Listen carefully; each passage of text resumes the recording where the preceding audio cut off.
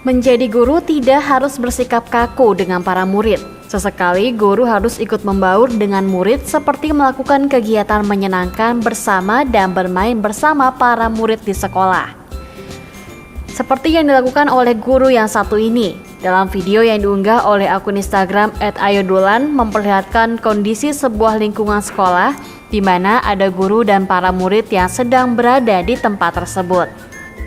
Kemudian ada dua orang yang sedang membentangkan tali yang cukup panjang dan sepertinya para siswa sedang bermain lompat tali. Namun pelompat pertama bukan dari murid, sebab pelompat pertama justru seorang guru dan ia pun dapat melompati tali tersebut dengan baik.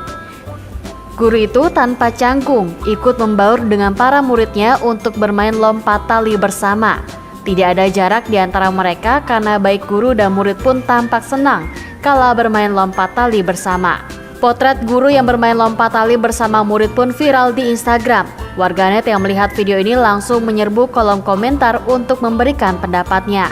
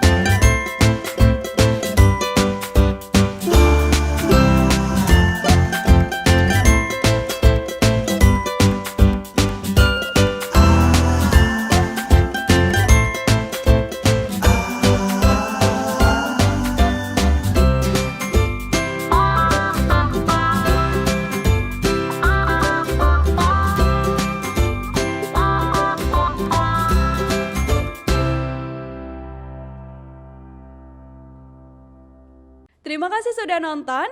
Jangan lupa like, subscribe, dan share ya.